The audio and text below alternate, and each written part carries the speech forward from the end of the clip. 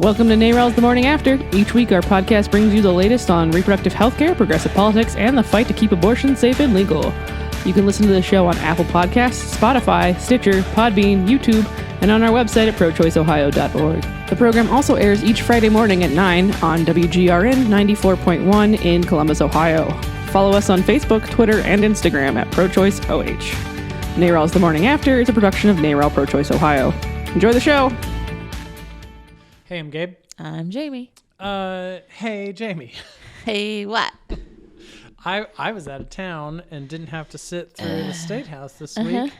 Did anything happen? No, it was totally boring. Nothing ever happens in the State House. Oh, I'm sure it was boring, but I'm sure something also happened. Actually, it wasn't that boring because it was our fabulous people this week Nice. talking about how Senate Bill 155 and 208 both are completely and totally based on misinformation and lies and stigmatize abortion providers and their patients. So, yeah. Back in Health Committee. Back in Senate Health Committee, yes. Okay. I wanted to kind of focus on this hearing in this week's podcast because this is a great lineup, even though we hate this bill. This is a great lineup of some of our friends and colleagues who have joined us in this fight against this legislation. And so we really want to uplift all the people who testified because they really brought some great arguments, and it's important that everybody in the pro-choice community have a sense of who all of these groups are. And this is a great example. So It's both educational and it's promotional. So we're going to play some of their audio. We're going to start off with now we can call her friend of the podcast since she was on with you just a couple weeks ago, Elizabeth Brown, who leads up the Women's Public Policy Network. Yes. Why are they involved in this? Well, they're a partner, so they actually represent a whole host of other groups. So it really is a network of domestic violence groups and some union folks and all kinds of different organizations, specifically looking around women's issues, particularly from like an economic angle. So what is the economic impact of not having paid family leave? Right. What is the economic impact of bills like this and not having access to the health care you and your family need? So really looking at it from that particular economic place rather, specifically. Okay. And Elizabeth Brown, we should note, is also Columbus City Councilwoman Brown. Yes. But she wasn't wearing that hat. No. She wasn't testifying on behalf of the city. No. This was through her private professional. Yeah, as director of Women's Public Policy Network. Yes. Cool. Okay. So here's Elizabeth Brown.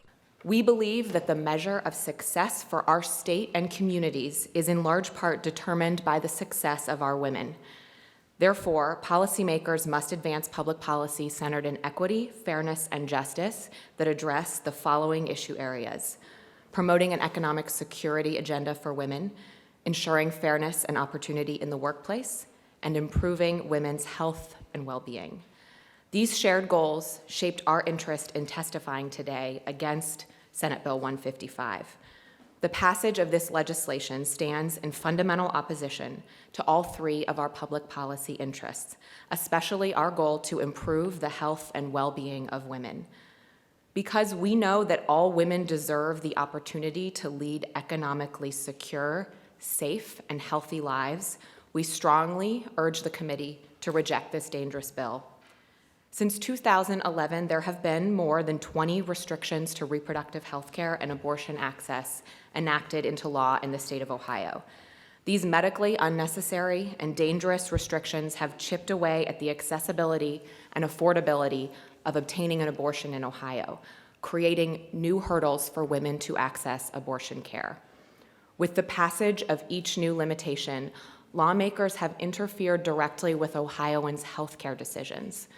They've put women's health and lives at risk and stigmatized abortion and the medical professionals who provide that care. Then we get to hear from you. You testified. What'd you say? Generally talked about the medical research on this and how there's really zero medical evidence that it's even effective and safe for people, and talked about a study that's currently underway that is researching this. Okay, so here's your testimony. Advocates for Senate Bill 155 say that this is about giving people choices.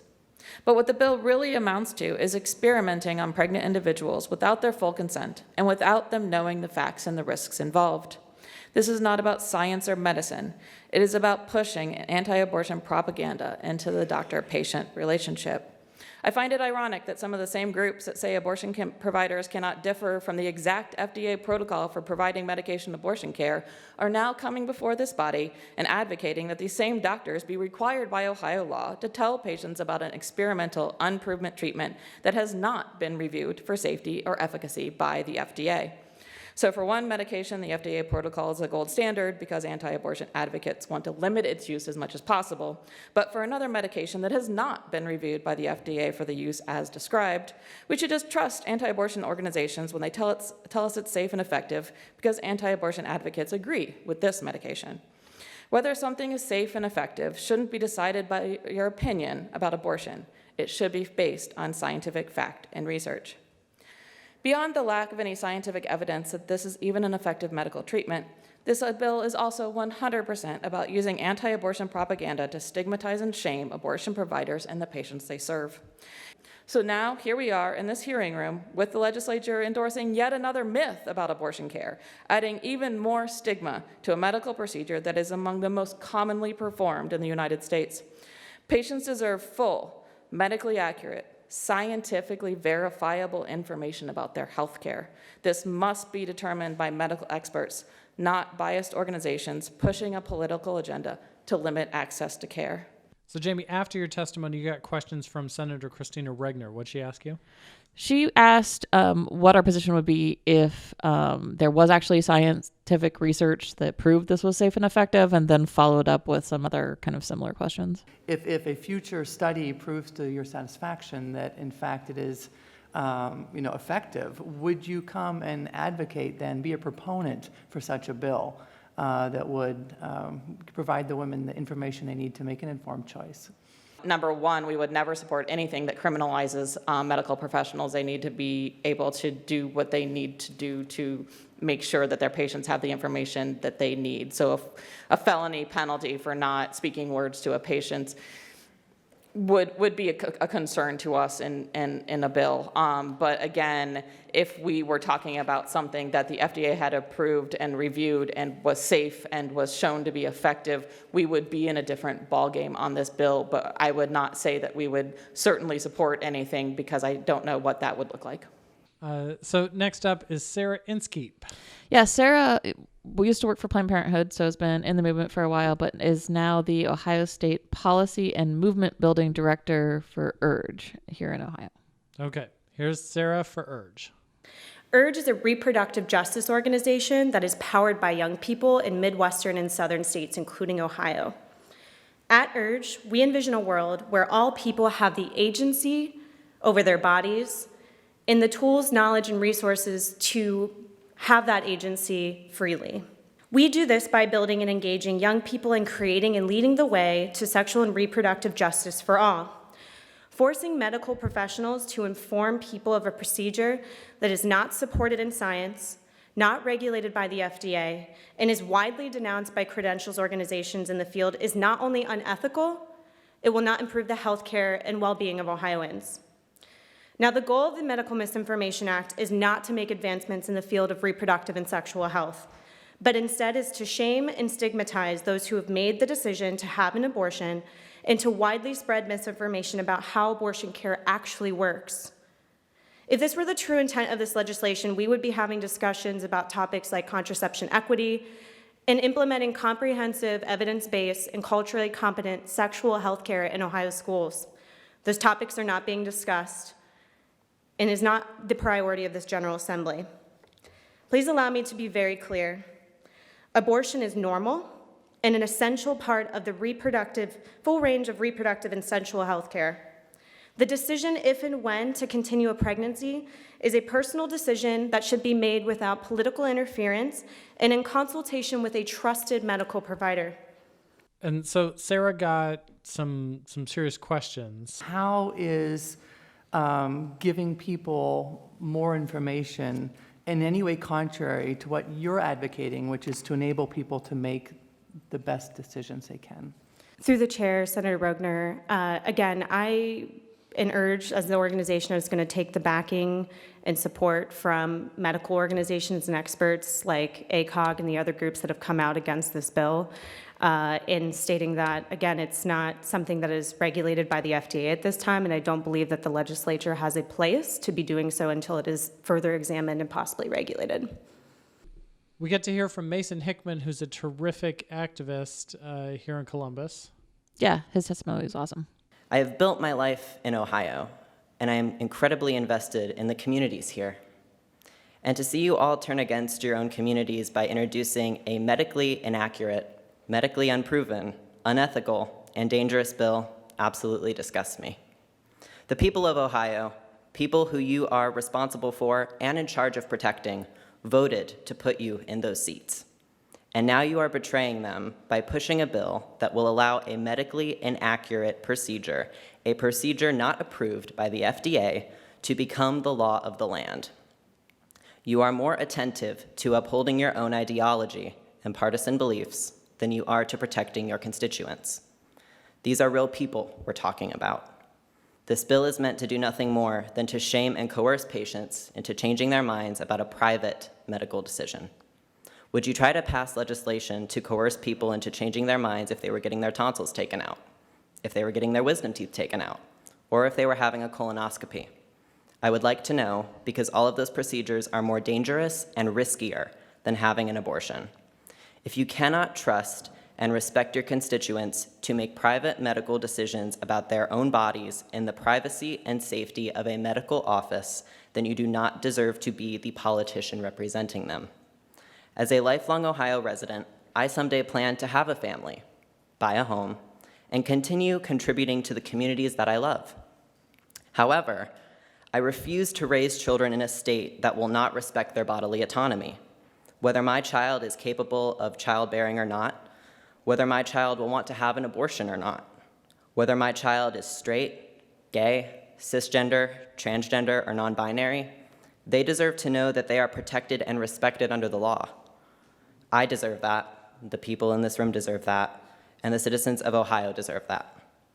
So Mason got a question from Senator Gavarone. Yes.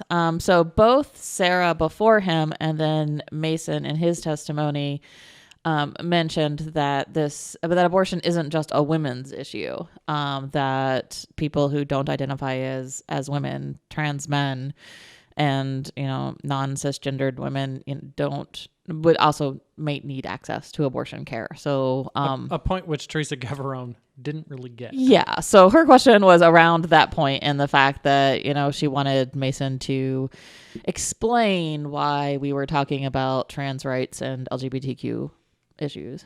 Okay. So here's that Q&A. I'm reading this bill and I'm not really seeing how the LGBTQ community is treated any differently than anyone else, and I'm not sure why that an issue is being raised. Can you please clarify what the significance is? Through the chair, Senator Gavarone, certainly. So I guess I will use myself for example. So I am a transgender man, and I am someone who, like many cisgender women, need to access reproductive health care. And the thing about this bill is the language is gendered to specifically talk about women, but it's important to have visibility for queer and transgender folks as well, to leave us in the conversation, because if we are not kept in these conversations, then we become invisible. So I believe that that is what the previous witness talked about, and then as well as myself, it's just important to include that transgender and queer people are also accessing reproductive health care, and we are equally affected by this legislation. Reverend Terry Williams is brought down the house again. He's amazing. Friend of the podcast. If you allow this legislation to become law, you will be putting your stamp of approval, your good name, on pseudoscience that the current guidance from the American Congress of Obstetricians and Gynecologists calls unproven and unethical. At present, the scientific community does not support the unproven procedures named in this legislation for the same reason you should not support this legislation. There is simply not enough evidence yet to show the treatment is safe or effective. I'm here to tell you today, history cannot judge any of us kindly if we rush headlong into this legislation without allowing the scientific community to do its work properly and in good order. And history will not judge it a vice if you decide to wait until the science is clear about the implications of new and as yet untested medical procedures. Citizens of our state deserve thoughtful, reasoned legislators who can lead us through difficult times of waiting and into sure-footed paths that lead to a brighter future. I know that you each desire to provide just that kind of leadership for Ohio, and I implore you to do so with a reasonable and measured no vote on Senate Bill 155. Senator Rogner. Thank you. My question for you as a minister is, when do you believe life begins?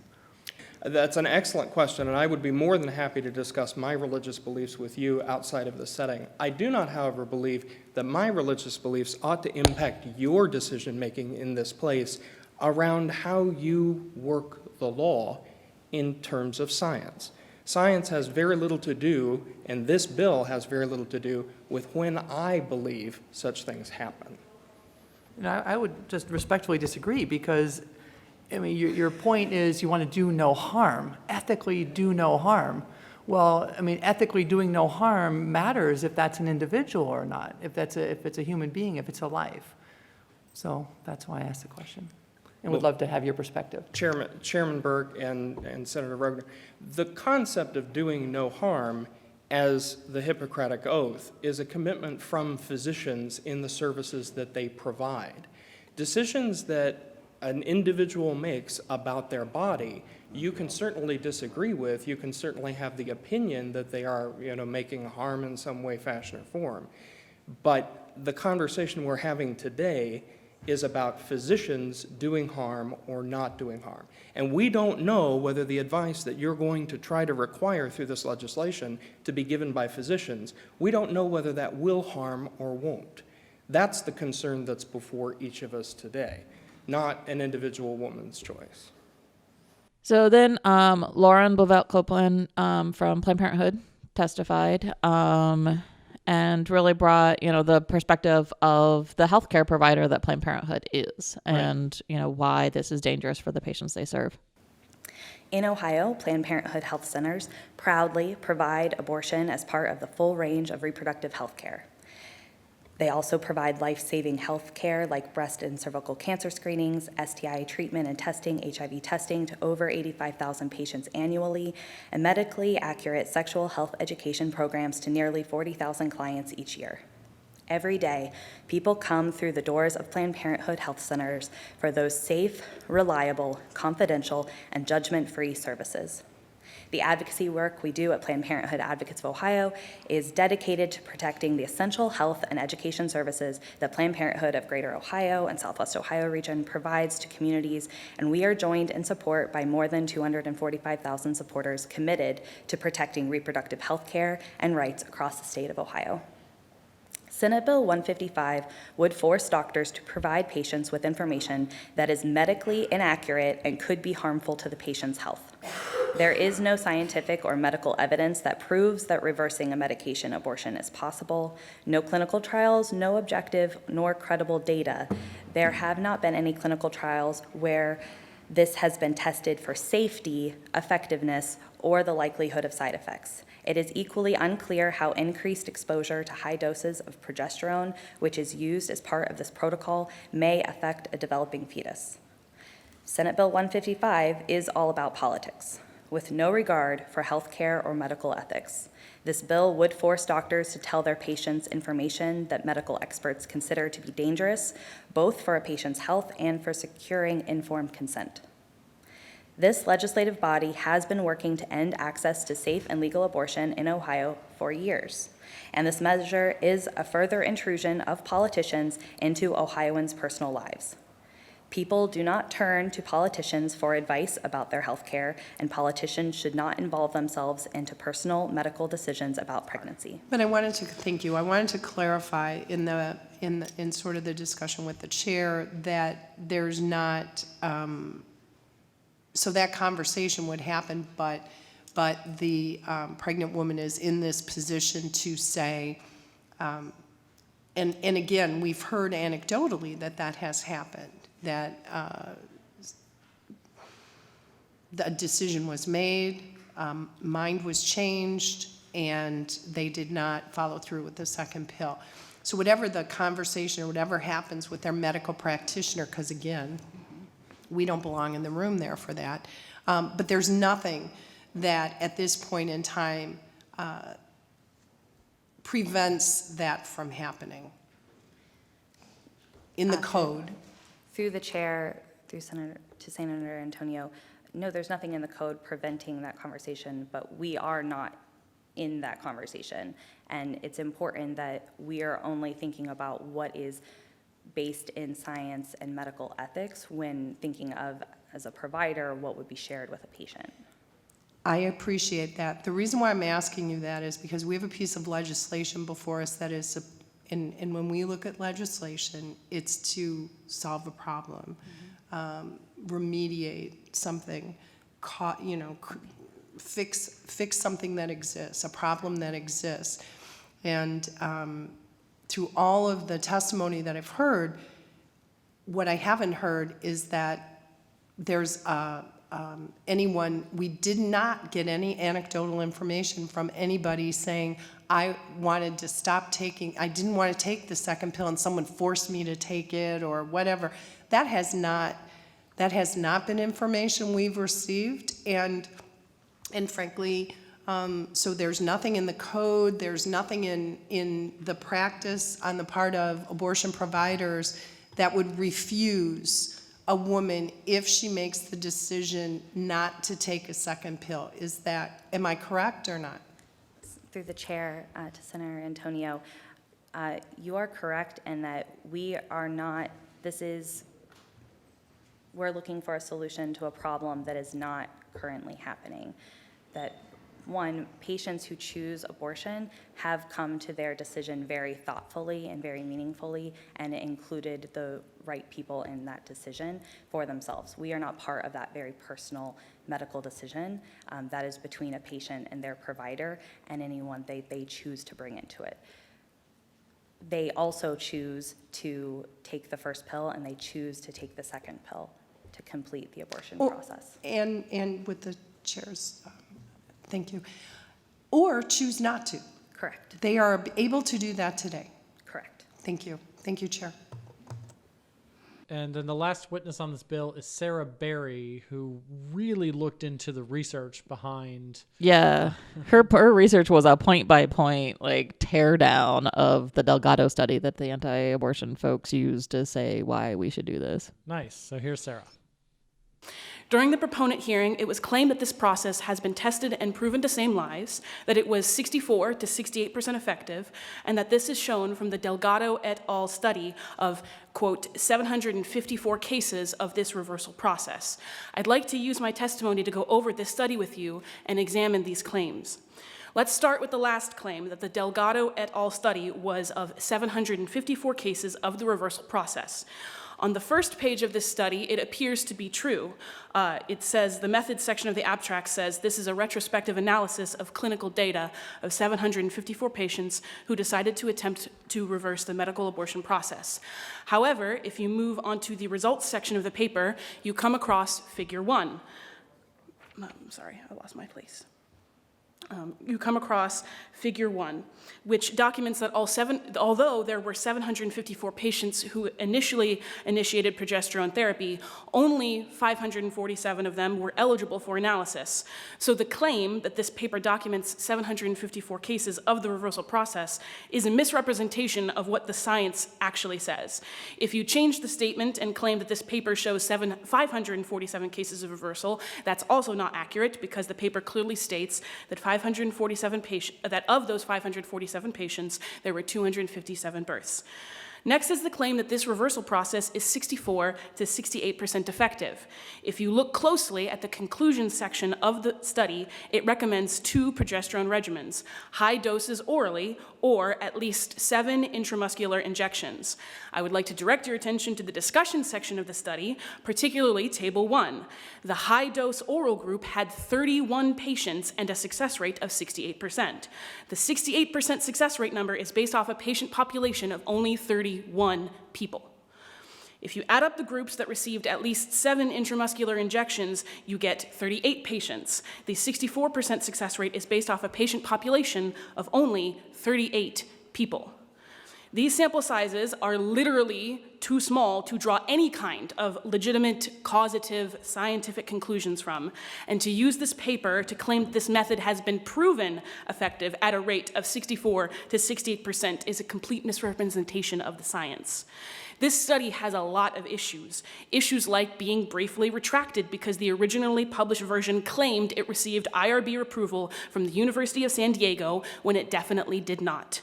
Issues like using the study Maria et al. As a control group, even though Maria et al. Only studied patients who were 6 and 7 weeks pregnant, and the Delgado et al. Studied patients who were up to 9 weeks pregnant. That's not a comparative control group. The study itself concedes that so many patients were lost to follow-up that it could have affected the results. SB 155 states that doctors must inform women that it may be possible to reverse the intended effects of a mifepristone abortion, and although not named in the bill, it is using the Delgado et al. Case series to justify that mandate. I do commend the legislature for wanting to give women all the options, I really do, but I condemn them for using junk science to justify mandating medical misinformation. During the proponent hearing, it was also claimed that over 900 children were born after this procedure. As I mentioned, this study only documents 257 births. I look forward to the case series documenting the over 600 children saved using this method, but until then, I have to treat it as what it is, a claim based off of spurious scientific evidence. I also heard someone suggest during the proponent hearing that if a person who underwent the reversal protocol brought in their child to committee, that would somehow be evidence enough. And that's just not how science works, so please don't make the world laugh at you by pretending it is. That covers all the major points I wanted to bring up during my testimony, and I welcome any questions at this time. Thank you. Very good. And I forgot to ask you your name when you I'm Sarah Berry. Okay, that's what I thought. And I think you've testified before, so I appreciate you coming back again. So those are all the witnesses. I think that was several compelling arguments right there as to why they should stop action on Senate Bill 155. Well, especially because now we know that the research that was actually being done as a clinical trial was actually stopped early for medical safety reasons. So yeah, they should definitely push pause on this, at least, if not just completely throw it out. Okay. Assuming that they don't do that, what are the next steps and how can people get involved? So we'll have at least one more hearing on the bill. Not quite sure when. They should go on a couple of weeks of break because it's local elections in a couple of weeks. So they should at least take next week off, hopefully. So we're looking at future hearings. You can definitely reach out to the committee members and tell them why they need to not vote on this bill. And if you're interested in testifying at one of those future hearings, let us know. Okay. And a link to contact your state senator, assuming you live in Ohio, is in the show notes. Please do contact them. It's a simple web form, but that sends a powerful note to let them know their constituents oppose this legislation. Yeah. And just also a final quick shout out to Hannah, who filled your role in tweeting this week and did a fabulous job doing it. Great. Upcoming events is on our Facebook page. A link for that is in the show notes as well. And we'll see you all next week. Bye. Bye.